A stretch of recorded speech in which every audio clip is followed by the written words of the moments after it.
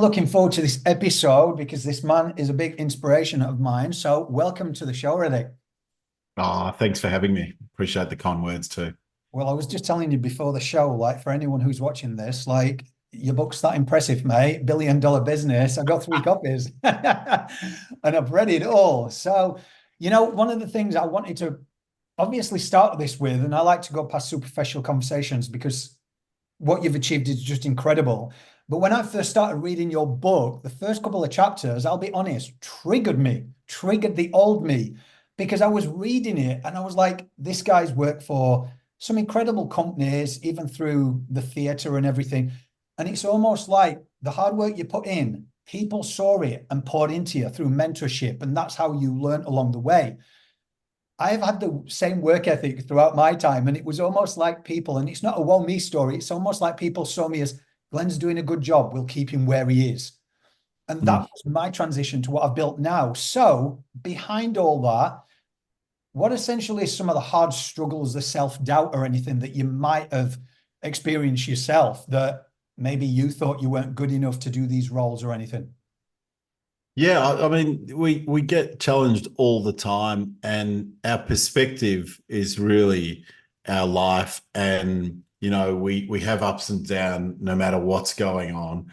And so when I think back at major times where that affected me mentally and emotionally, I kind of look at it now and go, oh, what was I worried about? But those things are about what's there and then, and it doesn't change now too. There's things that throw me as much as back then that happen today and now.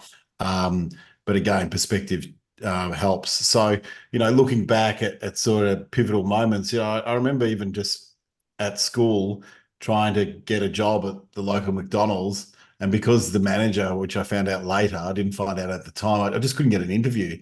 And I found out like a year later, my mate was working there. And I said, oh, I've applied for a job there. He goes, oh, yeah, I remember you'd applied. Our manager couldn't say your name, so hence you didn't get an interview. Whereas I thought I was completely doing something wrong, but it was really the manager's insecurities, not mine. But that created a whole lot of issues for me. Was I not experienced enough, or didn't I present myself correctly in the way I presented the CV or application? And that's just a small example of many along the way that kind of challenged me.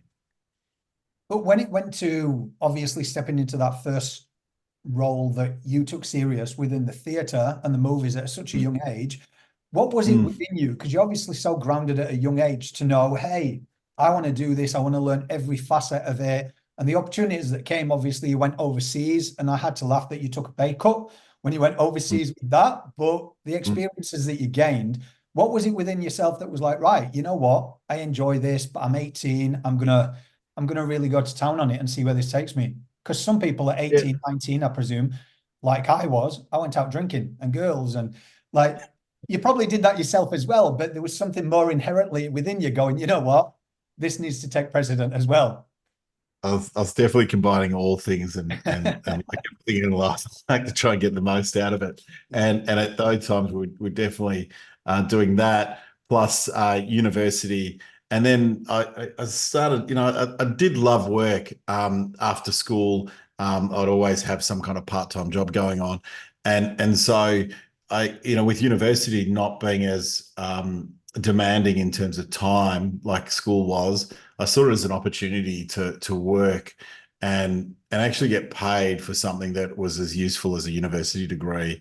So I would take my work as seriously as my university learning, if not actually more seriously, because I was studying law and film, and I was saying I was doing law to my parents, but I really had no plans to do that because I was loving this thing of learning business in cinemas. And cinema's a great place to learn because they got new product every week. They're not only selling tickets to an event, but also they've got this thing, the candy bar, which is where they make the most of their money. And you've got to upsell product, convince people that it's a good idea to have a popcorn with their Coke or something like that. And then you're also making, chop tops and doing stock takes each week. And then you got a technical aspect in the cinemas and the film on screen. So there's so many just dimensions going on, and so much, aspirational marketing through, the trailers and the movie stars that come week to week. So it was just a really great environment to be in and quickly get passionate about, particularly at that age. And then you're managing your friends. So, as I kind of got better at what I was doing and took it more seriously than most, as this kind of part-time job that eventually became full-time pretty early on, I was starting to manage my friends, my peers, those people that I was going out with and having fun with, and people that were older than me as well, and trying to get them to do stuff was a challenge unless you're a good person about it, and even about an authentic, to yourself, authentic in the workplace, authentic outside, and so to learn that kind of habit early on has held me in really great stead, because I truly believe culture is kind of been the secret to my success. With your book, there's so much profound wisdom, and I was taking a lot away from it as well in terms of your product placement. You learned that early with the cinema, noticing with the posters. Again, when that transitioned, when you moved over to Swisse, when you went in the chemist and you did customer research, you noticed with the ambassadorship of getting people prolific, where to place it. How would you really integrate that for anybody who's trying to position themselves?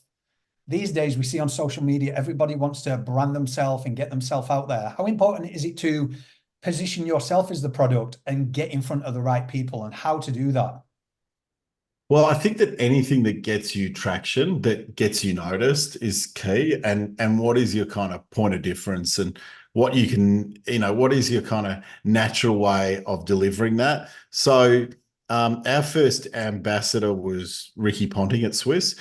And the reason why it was Ricky is because we were supplying the Australian cricket team, and we knew that they were taking the product. So when I called him and said, would you represent our brand, it was an easy conversation because he knew the product, he'd noticed the difference, and it was an authentic connection to us.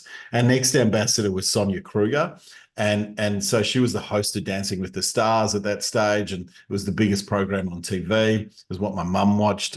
So I kind of understood that we needed a female representative, and mum inspired me one evening when I was just watching with her, and Sonia just stood out. And so we're the first people to advertise in a lifestyle program with the stars of the show. So we're the ones that have made all those annoying block ads in a way, with the work we did almost 20 years ago, in breaking those rules. So breaking those rules and getting cut through, and creating influencers in the space where, like social media today, where it's very targeted. So if people are following you, or you're kind of got a narrative out there that represents a kind of a group of people's interests, the algorithm of social media points you to that audience. So you can get to your audience in kind of a more direct way. It's maybe not as mass, but that's the challenge around creating content that's interesting. So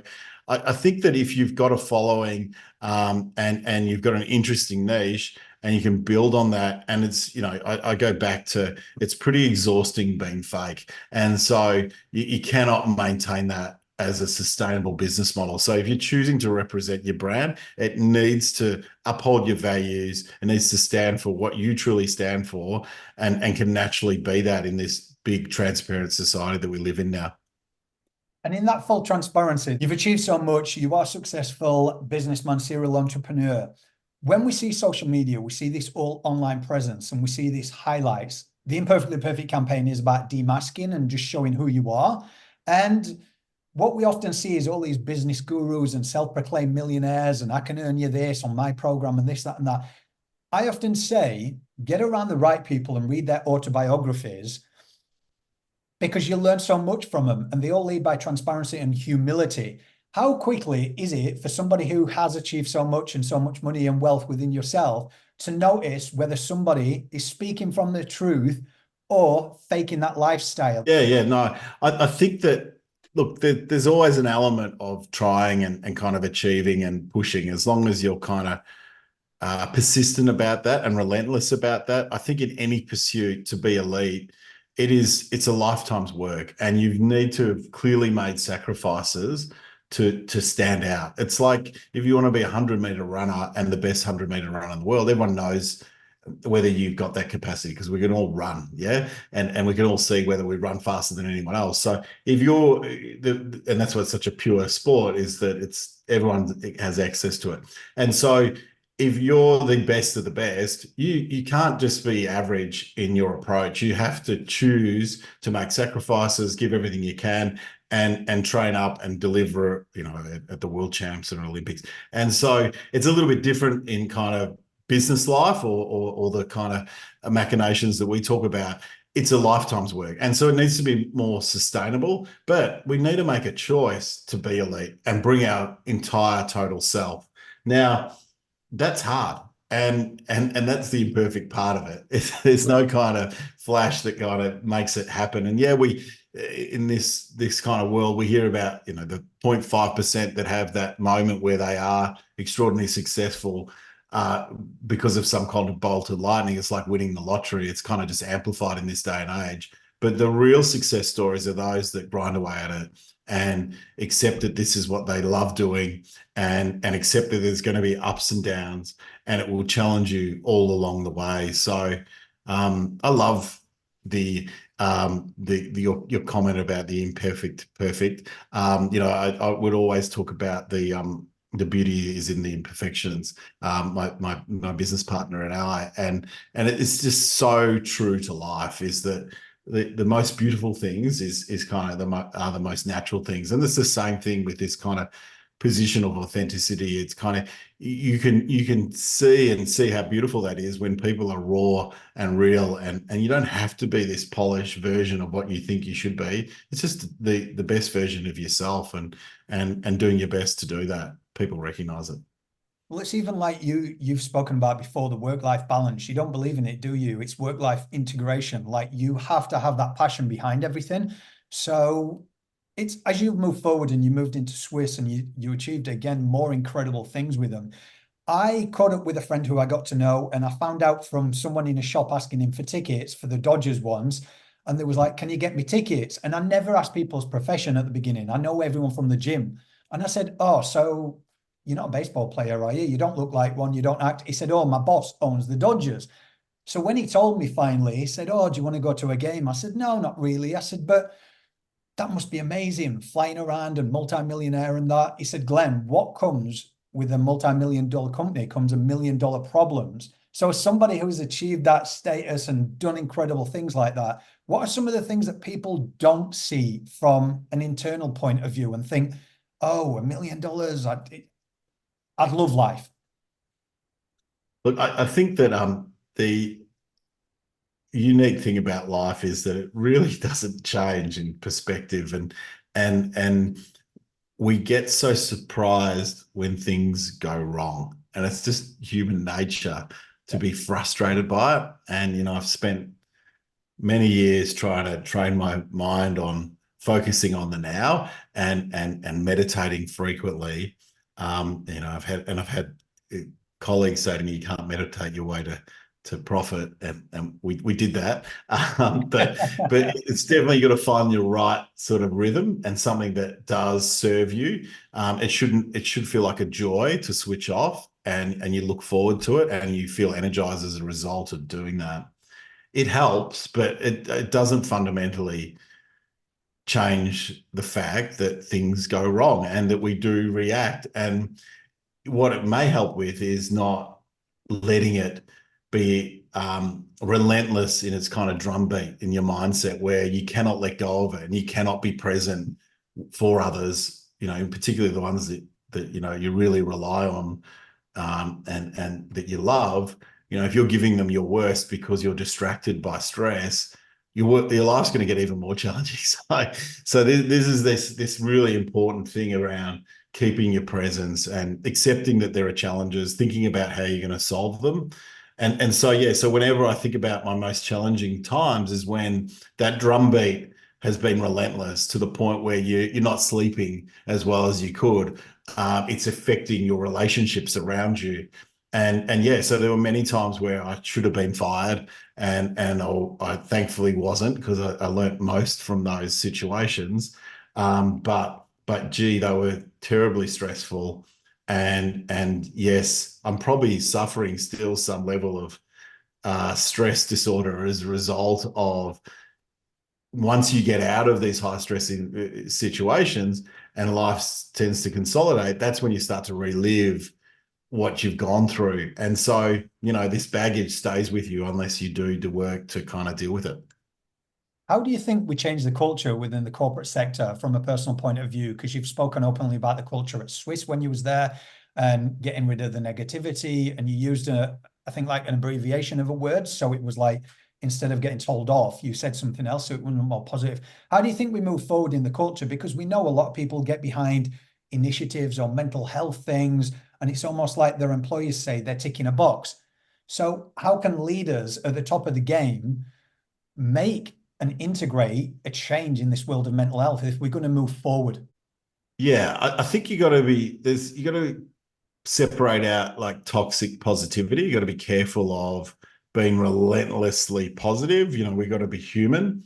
Yeah, We've got to allow people to have their version of what positive means to them, because there are extroverts, introverts that react differently to scenarios, negative scenarios, positive scenarios. So it's kind of allowing for a range of behaviors that are acceptable, but behaviors that, rather than point out the problem, we talk about the solution. And have you thought about the solution to the challenge we face, instead of the problem? And so we accept that there will be challenges, and the real problems are in situations where we aren't as blessed like we are here in Australia. There are plenty of places in the world that you don't want to be right now, and that's a problem. And so thankfully we live in this great environment. We're very lucky. Yeah, a lot of things have gone right for us to be doing what we do, and so making the most of that luck can come from supporting each other. So I liken it to, if anyone's ever been to a personal trainer and they say do 10 push-ups, and 3 push-ups in, they say to you, look really tired today, you're not going to get through this. That is most workplaces. It's the choice of words. If the trainer says, hey, this is looking good, or if they get too excited, you're going to go, oh, hang on, this is not my thing, you're freaking me out. But if they're saying, great, you're looking strong today, on to the next thing, I think you can lift 5 kilos more than what you've done because you're looking a bit stronger. Now, that's the sort of constructive, measured, and why people use a personal trainer is to get them to achieve more. And it should be the same principle in the workplace. You've got to be choosing words and positive, constructive words. When someone got something wrong, we'd call it an LGI moment, the learn, grow, and improve moment. And it'll put a smile on people's faces because this is dorky. And that's the point. And so this notion of bringing culture to life, like a business plan where you've got KPIs, key performance indicators, that everyone talks about in the business, very financially driven. You also need to talk about how you're bringing a culture to life with words, and have a construct that brings it back to your values and the purpose of your organization, or the purpose of what you do. And so then it's living and breathing, much like your business plan is, and you treat it as seriously as that, and you reward people and incentivize people to perform in that area as much as your kind of business outcomes. So this is a loaded question, and I ask everyone from the Hollywood big name across every single industry. You go from working all these years, and first and foremost, quick question, how many years has it taken you to achieve what you have? Because again, attesting to social media, this overnight success, they don't see the analogy of the iceberg. So Radek, how many years has it taken you first and foremost? Well, I've still got a long way to go, to be honest. I think that my kind of formative years at Village were kind of my apprenticeship, and that was fantastic, and built me the foundations of big business and how you kind of systemize things and not have to be a founder that's all over every decision. And now I've had eight startups, and 4 of those with startups. I say some of those they're reimaginations, but startups as well. And 4 of those we've exited. I've had one major failure where we lost a lot of money, and unfortunately couldn't save the business in any way. So a lot of people lost jobs. So that was really challenging. And all of those things are great learning. So Swiss time was university, really, and now I'm out there living and investing and doing things that I do off my own kind of bat. So I'm not in a system that, when I started at Swisse, it was 13 million turnover. So there was a structure there. The hardest yards were done. When I finished, it was close to 800 million turnover. So it had grown rapidly, and I'd been there for that journey. But the system and structure was in place. So it felt like, university, and now I'm free and kind of investing stuff. And that's where I've, had a major failure where a business hasn't worked, and some great successes, and some others. The most challenging thing about when you get out into the free world, generally takes a decade to create a business of significance. And so, I haven't even got to a decade out of Swisse. And so I've had all the failures. That's what happens. All the failures start off first, or they don't go as well as you want, or they've muddled along. And now you start to see the kind of things happen that you're capable of doing, but it's taken a long time for us to get to where we've got to. It's always the analogy, because I'm up to 7 years with IPC now, and everyone sees the external, but I'm catching up with business. I'm like trying to get here and going, okay, everyone's going, oh, is it this and how much? And I'm like, well, anyway. So as I said, I ask everyone who's attained a lot of big level of success from Hollywood and Asia and all this, how do you go from somebody who's put all this work in, and then clearly from all the work and what you've become known as a serial entrepreneur in Australia, everyone's wanting to know you and be you. How do you navigate from that noise? Because you're like, I've always been me, I've always worked hard, and now everybody wants to know you. And it's almost like, do you want to know me for me, or do you want to know me for what I can do for you? How do you navigate that noise?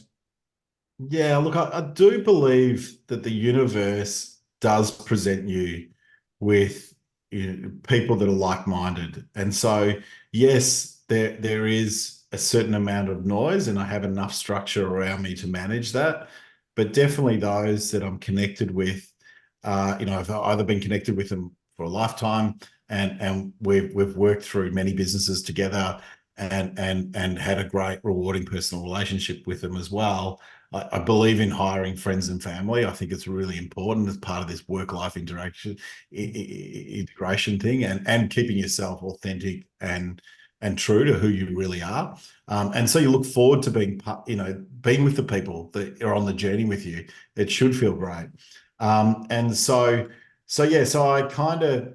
I also went too wide when I got out of Swisse. I went into like 20 different industries. It was just exhausting. I was like, hang on, this is harder than being CEO when I was traveling 3 weeks of the year on a plane. It was like not exhausting from the amount of hours I was doing in times of time, but exhausting in getting to know each industry, the people in each of those businesses, and understanding the real issues, and trying to find, the kind of 3 or 4 things that will really shift the dial. And you find that we've all got superpowers, and we've got to work on those superpowers more often.